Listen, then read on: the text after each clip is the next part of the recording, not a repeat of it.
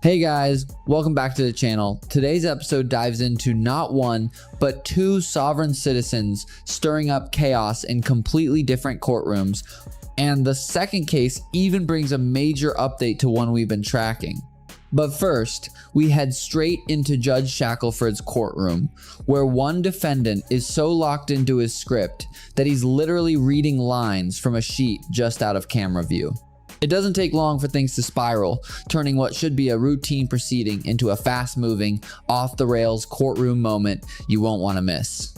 All right, Mr. Page, this is 242804, the City of Taylor versus Zachary Page. And good afternoon, Your Honor. For the record, Matthew Sick for the people. Okay, and I have a note on here. The people are requesting the case be set for a jury trial, and the defendant wants to fire the MIDC attorney. Is that accurate? Mr. Page, are you asking to represent yourself?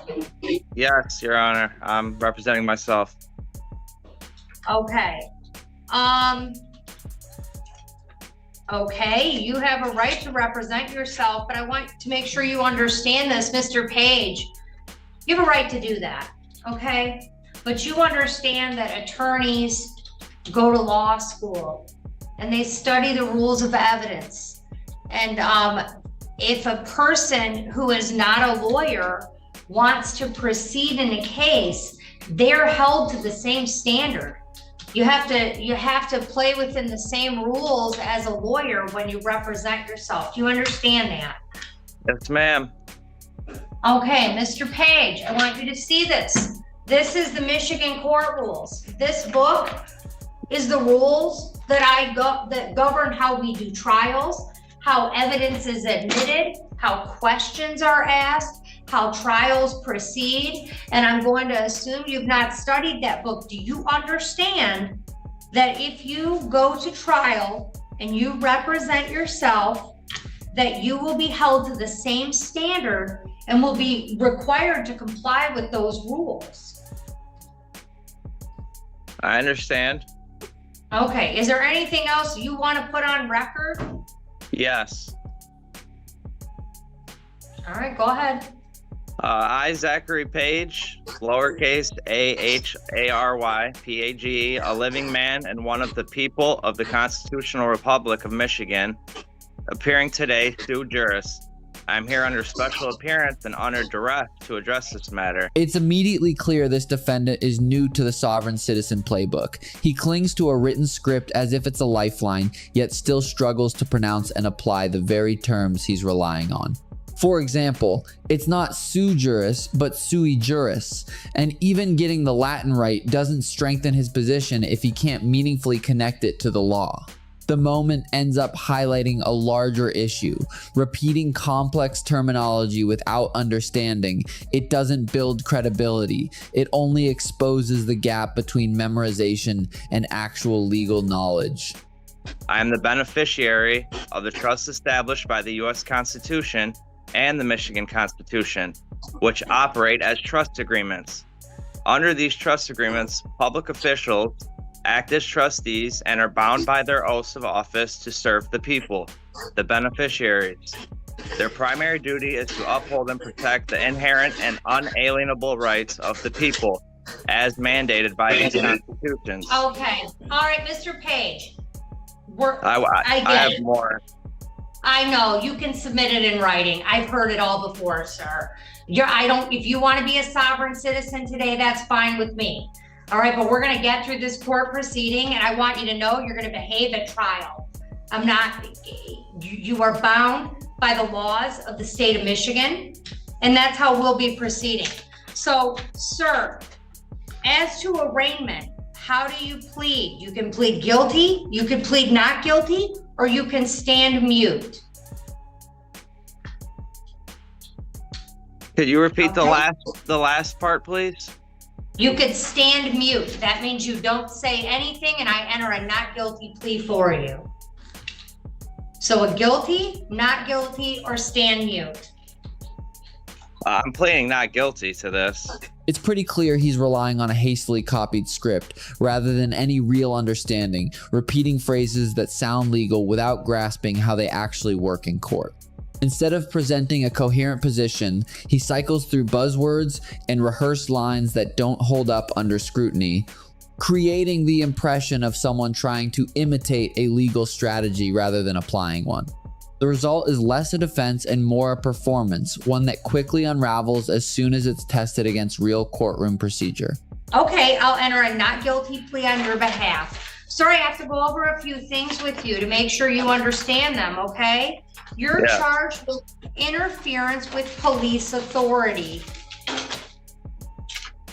There is an allegation that on November 4th of 2024, while traveling southbound Telegraph near Brest Street in the city of Taylor, that you engaged in behavior that obstructed or interfered with police authority.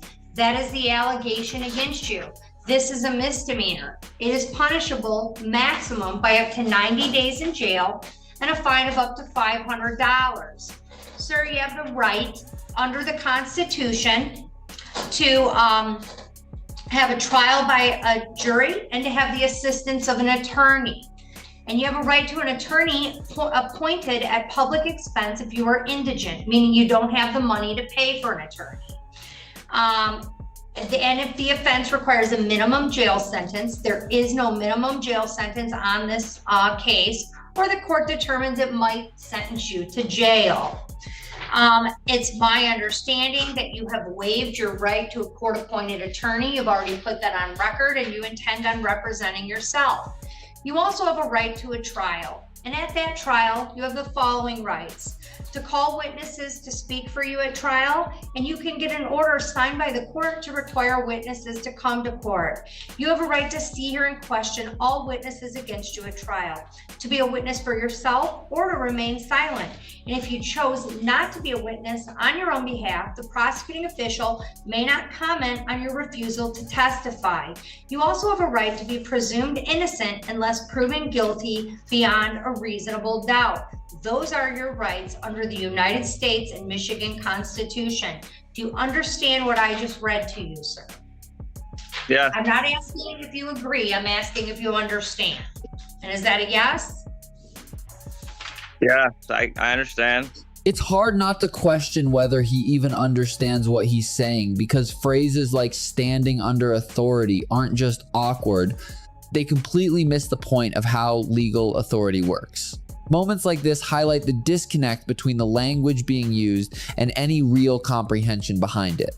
With that, the first video wraps up on a relatively uneventful note, as the judge simply issues a new court date, but things pick up again in the next hearing, where we revisit a familiar sovereign citizen figure from Thurston County, Michael Valentine.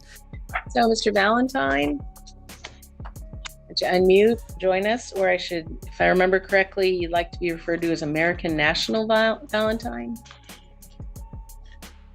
Present. Okay, and is that how you'd like me to refer to you? Yes, ma'am. Okay, I don't remember that. So, sir, there was a warrant issued for your arrest back December 6th. You had posted bond on the previous warrant. We had a hearing, and that's what we're here about, is we're still pending trial. And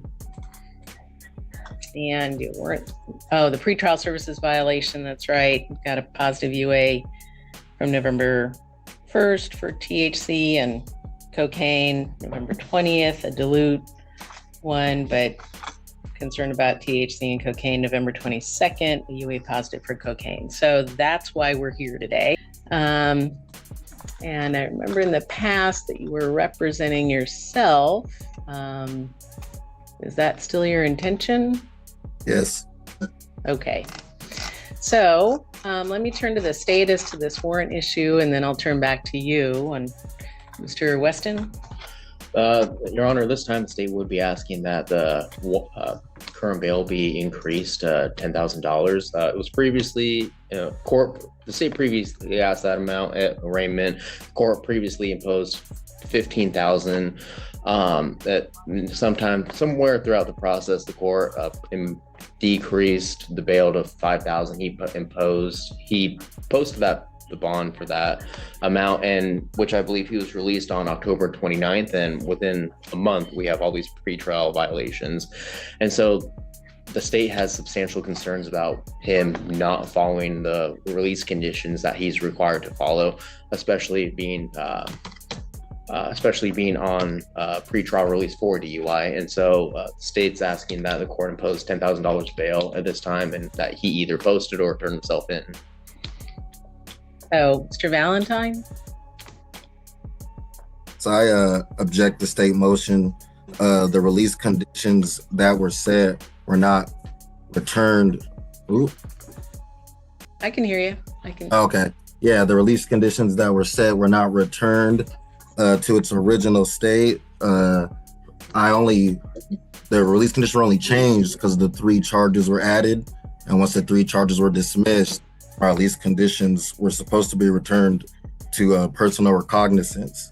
There was other individuals when I was in custody that were in the same situation. The state brought charges against them, but the state didn't have the physical evidence yet, and they released those individuals on their personal recognizance and waited for the results, for the evidence to pursue those charges. But with me, the state is being prejudiced and tried to keep me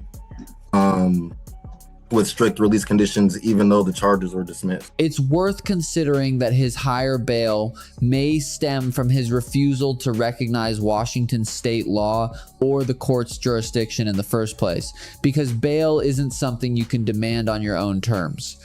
It's discretionary, varies by case, and is shaped by factors like risk and compliance, not personal beliefs. The Constitution, through the 8th Amendment, protects against excessive bail, but it doesn't guarantee a specific amount or immunity from consequences. It's designed to prevent unfair detention, not to excuse ongoing behavior or sidestep the seriousness of the charges. I'll come back to you, Mr. Valentine, but let me ask that particular question of the state here. So is the state ready to go forward to trial? You have all the evidence, all the discovery on this matter, or is there toxicology reports that are pending, or? Based on my knowledge, Your Honor, there's no blood draw in this case. The state is ready to proceed. It was American National Valentine that did request the continuance of trial confirmation on 11/8. So you've got everything. We got everything. Tox reports. Okay. All right. So back to you, Mr. Valentine. Anything else? I'm sorry, American National Valentine. The state was awaiting the toxicology report for case number 4A0027328. Those 3 charges that were added on to the case was the reason why I was on the ankle monitor and working with friendship services. And so since those charges were dropped, I'm only on the case for my DUI, my first DUI. I never had any previous DUIs. This is my first DUI. I was only brought into custody for the extra charges that were added on, and those charges were dismissed. But the release conditions were never changed. So even my bail, they didn't even lower the bail. I had to argue with the court just to get the bail lowered, even though the charges were dismissed. So this one is alleged from November 13th of 2021. And then I see that there was a January 1st of 2024 that was dismissed. And now it looks like that has been refiled with an arraignment date scheduled for January 14th. Don't know if you've gotten that in the mail yet or not. I have. Okay, yes, I have. So, all right. So you're right. These conditions are only about the case alleged from November 13th of 2021. Gotcha. All right. And that's the court order on that matter. 1A730693 was the pretrial services requirement and the requirement of sobriety. All right. So you're saying that, and tell me if I'm wrong, you're saying that I should release you, set this on for trial, and what about conditions of release? So the conditions could to release, I should be back PR'd as I originally was with this charge. If on the other case, like how you said the case was refiled, it's going to be in January. If the state wants to set, release conditions for that charge, that should be done on that case. But they're two separate cases now. All right. Does that make sense? On the surface, your argument has some logic. You were initially granted unrestricted release. Your conditions were tightened only after a second charge, and that charge has since been dismissed. So reverting to the original terms might seem reasonable, but the reality is more complicated. The state is already moving to refile that same charge, which means the issue isn't truly resolved, and more importantly, your conduct while out on bond undermines your position. You repeatedly violated the conditions by continuing to use illegal substances. So even with the temporary dismissal, the court still has solid grounds to maintain stricter conditions, not as a technicality, but as a response to demonstrated non-compliance. Yep, it does. And there was, all right.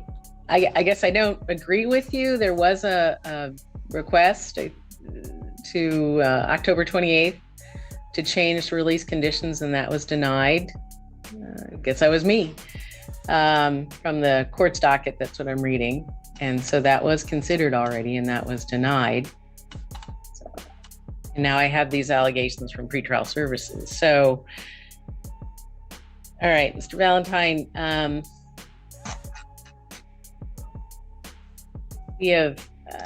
we've had difficulty with getting compliance while you're on release. We've had difficulty with getting into court. And so I am going to increase that bail amount to, because 5,000 apparently isn't working. And I don't know what else to do. Pretrial services supervision isn't working. And so at this stage, a 10,000 cash or bond bail needs to be posted. You're appearing on Zoom. So either post that 10,000 cash or bond bail by Friday at 3, or you're in custody by Friday at 3. So you make that decision. And then we'll have a hearing I'm gonna set this I'm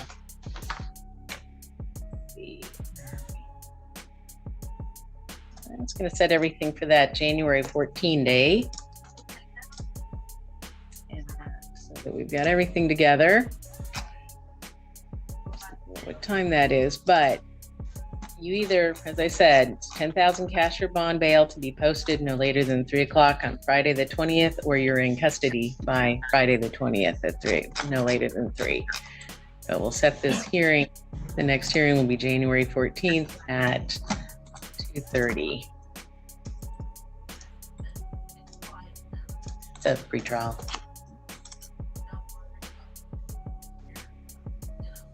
So, any questions about your obligation there? Yes. What are the nature and cause of these charges? Driving under the influence.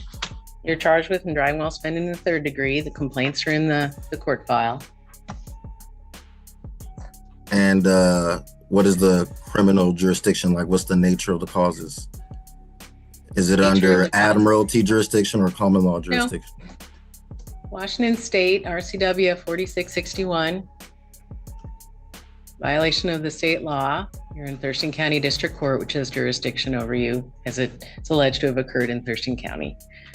But I'm asking, what's the nature and cause of the charge? Is it under a common law? Is it under common law or admiralty? It's under Washington state law. Don't you have the duty to make the nature and cause clear to me, ma'am? I have. Do I not have a right to know the nature of the cause? Yeah, and I have. The only reason anyone even knows the specifics of his charges is because the judge clearly laid them out on the record. A DUI from 2021, followed by another from 2023 that was filed, dismissed, and is now being refiled with arraignment still pending. Without that direct explanation, there'd be no confusion to clear up in the first place. The information didn't come from any hidden source or clever interpretation. It came straight from the court itself, underscoring how crucial it is to actually listen and understand what's being stated on the record. And you can put it to writing if you think there's something more. A bill of particulars might be something that would be useful to you to send to the prosecuting attorney's office. But I requested that's what I've a told bill you of today. I've requested a bill of particulars, and I've requested the case transcript, and I've gotten neither. Yeah, it's not going to be transferred. There's nowhere to transfer it. You're in the correct jurisdiction. You're in I said Thurston a County case. District Court. I said I asked for a case transcript and a bill of case transcript and a bill of particulars, and I still haven't gotten it. All right, we'll follow that up with the prosecuting attorney for the bill of particulars, and then the transcript. That would be from the court if you wanted an audio recording of the proceedings. All right, Still haven't so. made clear the nature and cause of the charges, ma'am. All right, well, I think I have. So you're to turn yourself in to Thurston County Corrections no later than tomorrow by 3 p.m. or you can post 10,000 cash or bond. We'll have our next hearing January 14th, 2:30. And you stay clean and sober and law abiding, and you're still on pretrial services supervision if you're out of custody and you comply with them. So is the prosecution under common law or under admiralty? We're not going to go in circles here. You have I'm an just asking obligation you to be. I'm just asking you, I as understand. my I've right. Is it answered. not my right to know the nature and cause of the charges? Yep. I've answered so- you, Mr. so Valentine. which- I'm not going to go in circles. You're in custody by Friday. You're post 10,000 cash or bond. We'll see you January 14th. That's all for today. So why can't we go back to the original release conditions? I've already made that ruling, sir. And it was a void ruling. It's a void judgment. So long, Mr. Valentine. We've talked. Be in custody by Friday or post your 10,000 cash or bond. We're done here. So you're not going to honor your oath to We're uphold done, the Mr. Constitution. Valentine. I'm honoring my oath, and I've done exactly what I'm to do by state law and Constitution. You haven't made simply clear the disagree. nature. You haven't We're made done, clear the Mr. nature and cause of Valentine. the charges, ma'am. Please mute Mr. Valentine. I don't want him to say something that would be untoward for him. So we're done, Mr. Valentine. Turn yourself in by Friday or post your bond. And that's where the video wraps up. He's left with two very real choices: post the $10,000 bond and remain free, or turn himself in by 3 p.m. today and face the consequences head on. But of course, there's that third option that seems to exist only in his own thinking. Ignore the court's orders and enjoy a short window of freedom until a bench warrant inevitably catches up with him. If you ask me, that's probably the route he'll take, but I want to hear your take. Drop your thoughts in the comments, and if you enjoyed the breakdown, don't forget to like, subscribe, and stick around for more courtroom moments like this.